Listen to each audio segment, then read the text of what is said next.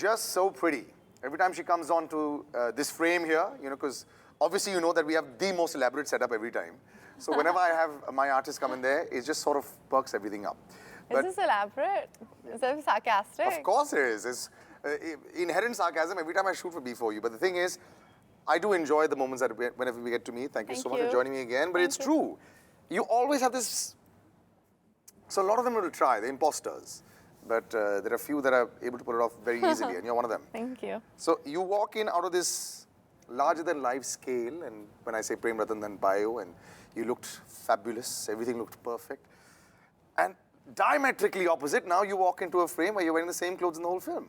Yeah. So although I know that, I love the trailer, of course, everybody loved the trailer, but are you able to switch on, switch off? Do you like that zone? Do you find that zone a lot easier when you're this multi-star cast where you have to look extremely pretty, but everyone makes sure that you look pretty, and then you have this zone where you have to win everyone over, and there's a lot more attention on what you're doing as an actor. I think there's attention as an actor in every film that you do, especially when there's a platform that's as large as Prem Ratan Dhan Payo, Yeah. I mean, every screen in India was showcasing that film, so I better do a good job. Yeah. You can't be complacent. Did you feel the scale when it released finally? Yes. It's by far the biggest release. Yes, and it's you can't be complacent in anything that you do, fortunately. And every film has a different challenge and different. So I try to mix it up, right? So I think that's the way it should work. When this came to you, it's always going to be tougher because the movement is restricted in this kind of a film for expansiveness. So you're in there, you're inside a plane, and there's lots of stuff to do in there. There's a lot of hard work as an actor, constantly having to reinvent what you're doing and thinking, and as Neerja Banot. So when you're doing this kind of film, would you feel that there's a lot more homework that goes into what you're doing yourself? Also, when you go back home every day, you think more about it. No, I don't. I feel like I do not do homework for films. Like I do it for every film. Like you have to do it because eventually an audience knows when you're lying on screen. When you've not done your due diligence, it just doesn't work. But sometimes you can just waltz in, right? And then it's in the spur of the moment, except for the dialogues. But otherwise, the spur of the moment, and then you can feel your way around. You have to prepare for every film. Neerja, we shot slightly differently. Ram had this idea that the plane was hijacked for 16 hours, from 2 a.m. to 2 p.m. And a couple of hours after that, so till daybreak. And he wanted us to do every single thing the way it happened. The way it happened. So we didn't shoot it like a traditional film. So he wanted to shoot the before and after of the scene as well, because he feels that if you just start a scene without backlog of it. But were you shooting in a linear format? If you don't, linear is scene 1, 2, 3, and 4. Or sometimes the director will shoot scene 29 and then come back to scene 4 and 3. No, we shot it linear, not the scene. Like, so we had the plane, and then we had the portions at home, then we had my marriage, then we had my boyfriend, and all of those things. So all that was shot like after we shot the plane. We shot the plane first. Yeah. But the sequence in the plane, the hijack, we made it split it into 4 phases, and we took 5-hour shots with no cut, no break. Nobody's allowed to cut. Say like cut. A play then? Like a play, but it's not, there are no scenes. Yeah, so it's just fluid movement completely. That's fluid movement. So we were given a script, and this is the script. And we had to hit those points in the script where the scenes come in. But we had to get to that at an appropriate time. So wow, so something very different. So it's like a documentary. Like if you were living the life. So because he wanted the crease on the shirt, the hunger, the makeup wearing off, the tears. Like there was no makeup artist, hairstylist. We got ready in the morning. And then we just went in, and then nobody was allowed, because exactly, like if you were sweating, he created the same atmosphere that would have been on the plane. We hadn't met the actors who were playing the hijackers, the cabin crew, and we hadn't met the passengers. So if the passengers came in. So it was actually a very real experience at the first time you're meeting them. Yeah, so we met them the first time, the passengers, and every passenger, we saw the ticket and seated them. We did all the announcement, we did all the safety checks. Like any flight, the flight takes off, we were on the plane for like, obviously it didn't take off. Yeah, correct, yeah. But once it got grounded, you know, the radio engineer comes in to check. We go speak to the captain, we exchange the papers, we close the door. Wow. So when the hijackers came in, they came in like they would have come in Karachi airport. Yeah. So the shock of seeing them for the first time, the aggression, and because we didn't meet the hijackers before, they'd done their own workshops and we'd done our own workshops. So we knew what we were doing, and the hijackers knew what they were doing, but sometimes the hijackers didn't know because you don't know how a human being is actually going to react. So it was a lot of improvisation, a lot of work, and also we had to remember the dialogues which were in the script itself. So we had to come to the point where we were doing the scene also, where what scene was written, but to come to that point also we had to, so for example, it's like 10 o'clock in the morning and she's supposed to be serving water to all the passengers. She's spoken to the hijackers and said, you have to serve this water because they are thirsty. And you know, you need them to cooperate with you. But at 12 o'clock, the hijackers had done something else. So between 10 to 12, what happens? Oh, so the real discussions between people over there, and what you're probably doing with the crew. And everything. Wow. So, I mean, it's not written in the script, so but we had to come to the moment. And Ram's like, I don't know what I'm going to use. So we never got to break character for 15 days.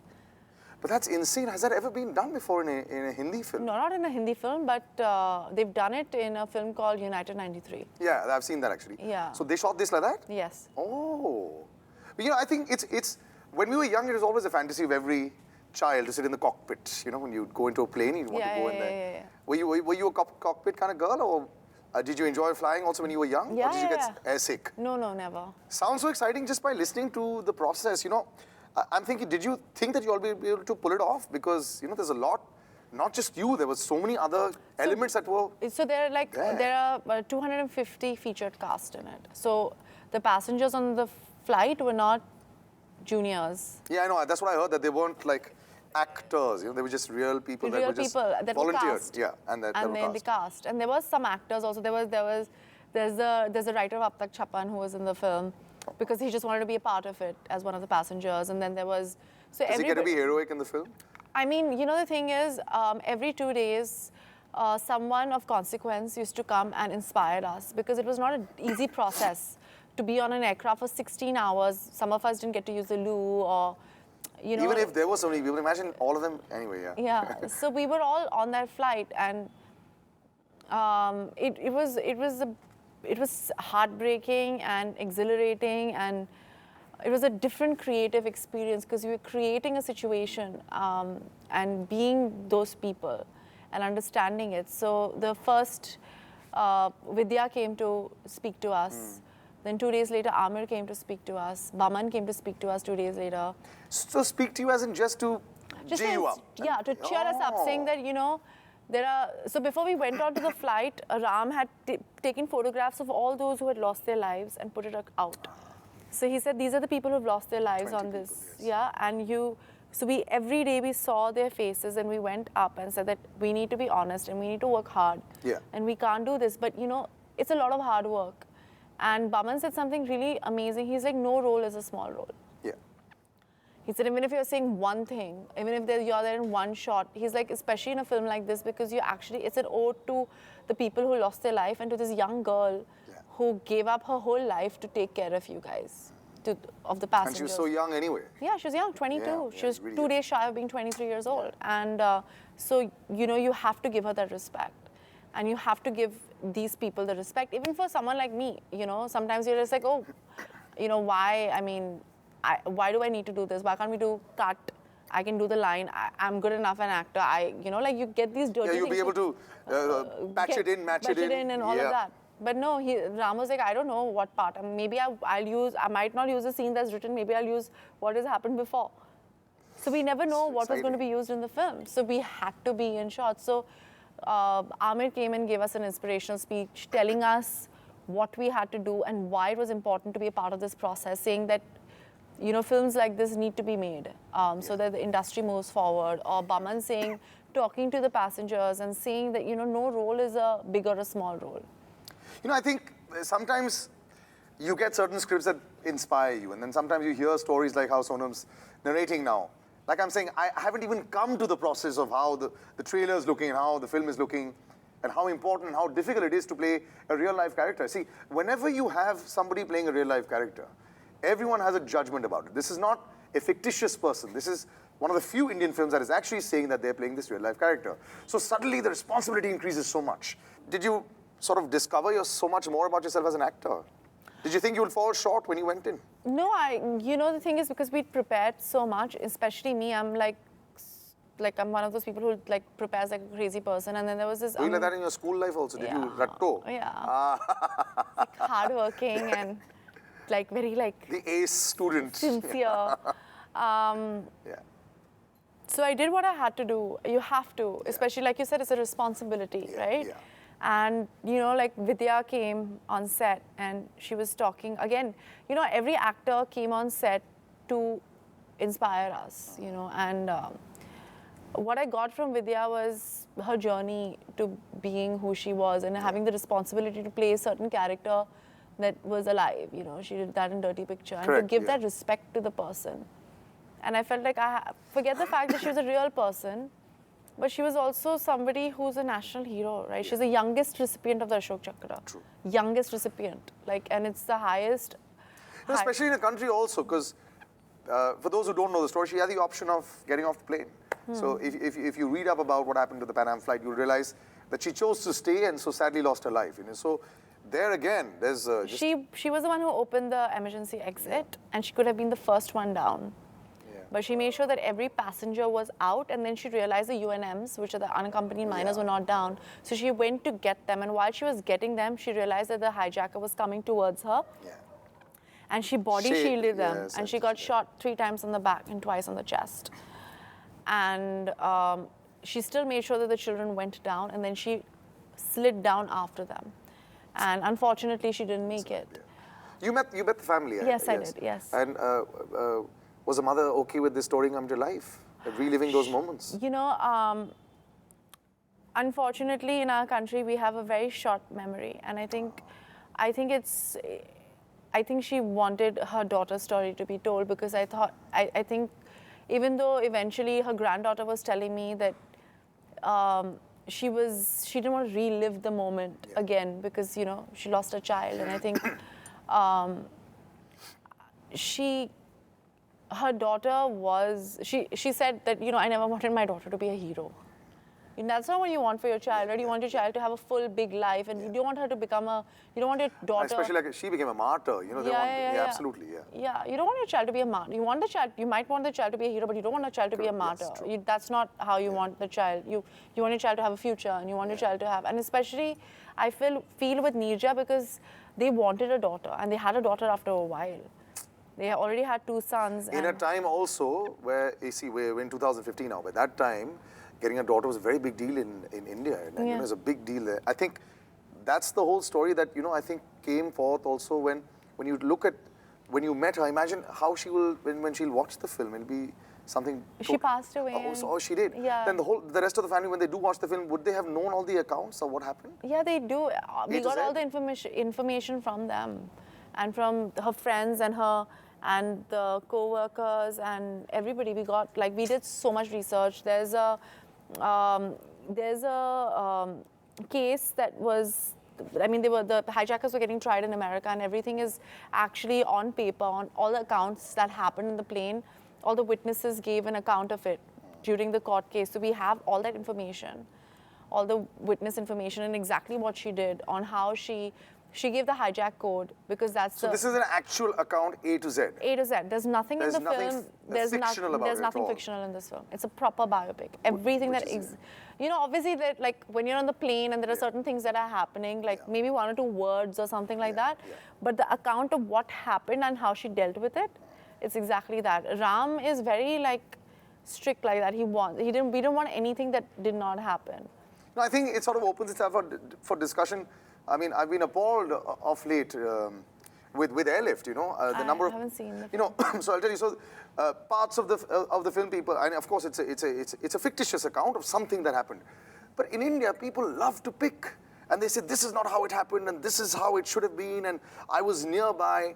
I think we're a very critical country. We tend to sort of criticize a lot.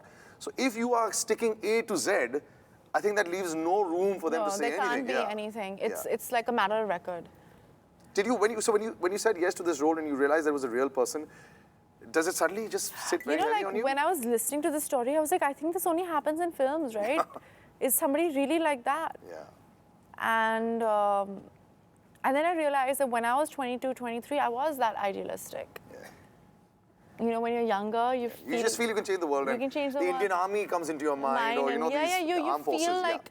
But at the same time, I was like, if I was in a situation, how would I be? I said I would be really scared. Of course. And that's what I went with. I said to me, I don't want to suddenly become like Dad from Tezab, like Sunny Deol from Gaddar, or like, you know, like suddenly like the angry young man, like, you know, Amitabh Bachchan from Sholay or something like that. True, that's cinematic. That's not real. This is real. So I was like, she would have been really scared. Yeah. So that's how I played the character. Like, just that's why the title Fear gave her courage, because she was so afraid. But even through her fear, she tried to do the right thing and tried to do her duty. Whenever actors do scenes that are very, very similar to how real life could be, and when, like you said, there's no acting, there's no cut sometimes, when you're doing theatre, sometimes you go into that zone where you actually start to believe that it's real. That probably would have happened with you when you were acting. That actually did. Like, you know, there were lots of times, like, obviously now the boys who play the terrorists have become my friends. Yeah. But, like, at that point, I literally... Another thing was, like, I was discussing with Vinod, who did the workshops with us, and you know, because you need a bouncing board to, like, talk about whatever. I was like, see, you know, there's a beautiful line in the film, which was in the script as well, which I had to use in the film, कि मैं सिर्फ अपना काम कर रही हूँ, जैसे आप कर रहे हो. Correct. Yeah. You know, and I couldn't feel that. I think the reason Neerja handled whatever she did with so much grace, and she could speak to the terrorists, because she was the one who actually got the terrorists to calm down and to, like, let them stay alive for so many hours, was because I don't think she ever looked at them as people who I don't think she ever hated them. Yeah. She realized that they were doing a job that they were assigned to do. Yeah, and that they actually believed that they were doing the right thing. So it might be misguided. Yeah. And it might be like, they might have been aggressive and gross and, like, not scary and horrible, and she must have been really, really afraid.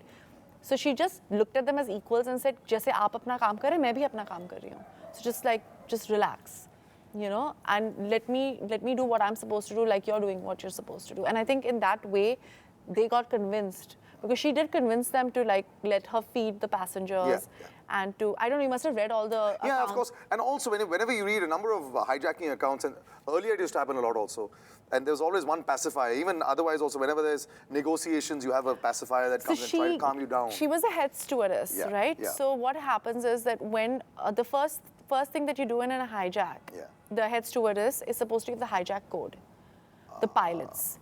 And so they don't open the door then? No, so the pilots are supposed to escape out so that the plane is grounded. Yeah. So this was the first instance of something like that, or it would have been a 9/11, because they wanted to use the plane as a bomb. Yes, yes. And so she gave the hijack code, and she became the captain of a ship. So the head stewardess becomes the person in charge of taking care of the passengers. And so she did that, and she took that role very seriously, because she realized, and this was her first flight as a head stewardess. You know, sometimes real life can sort of be very tragic. Yeah. And when you think about it, the captain should never leave the ship. Remember Titanic? He stayed with the ship. In this case, they jumped off really quick. I would say this is a very real discussion, because it's a very real setup. It's a very real film. And when you are going to see Neerja, you'll probably think about the time and how people in that zone, in the 70s and the 80s, I think now we're reaching a similar sort of fear, but I think now the fear is more orchestrated on social media. Then when you didn't have so much, when you heard hijack, it was a really big deal in everyone's lives. Now I come from a family that has also been in the airlines. And so I remember that hijack training was something that everyone took very seriously as air hostesses and as pilots and everything. And I'm sure that's almost like a PhD that's been done by Sonam Kapoor now for this movie. Yes, that's what I was like I was giving you a whole explanation in the break. But did you ever want to fly as a pilot? Did planes fascinate you? Yes.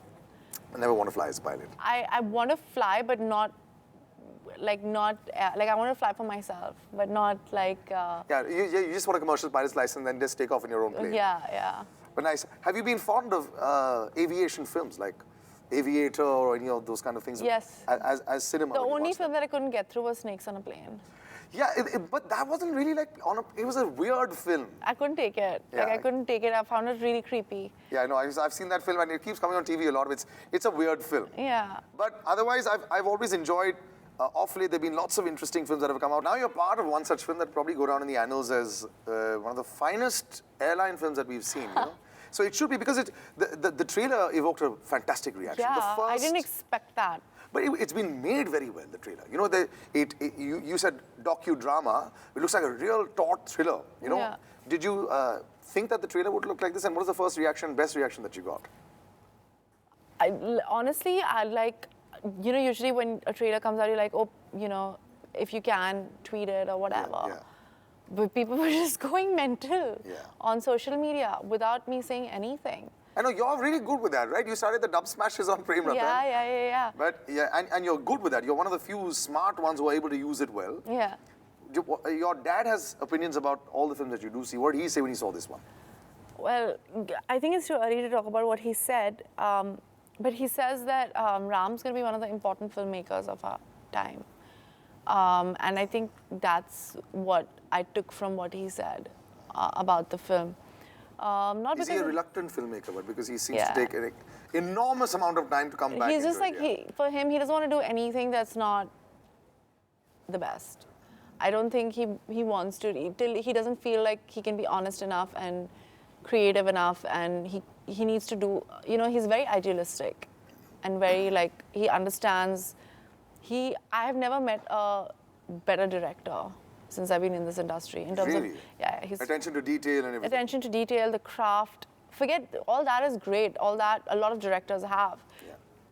But the respect that he gives the craft and the art, and the fact that he's telling stories about human beings, you know, there's an honesty and there's a humility in that as well.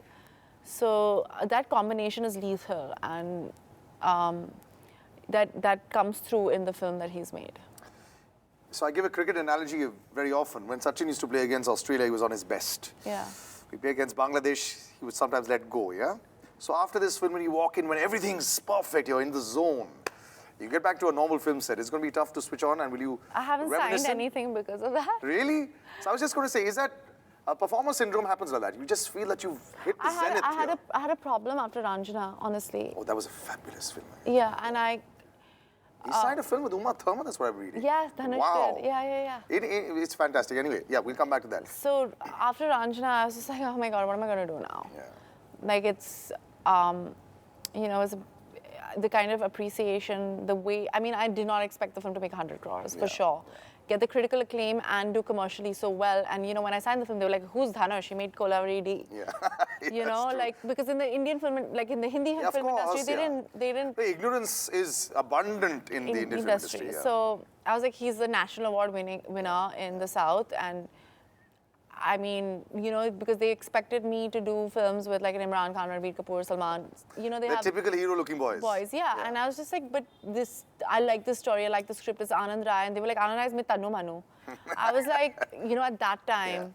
And it So was, do you look back and smile when you see? Yeah, You were and laughing at me then, and now hello. Now who's yeah, after no, them? especially when the film came out and the Yeah. way it did. Yeah.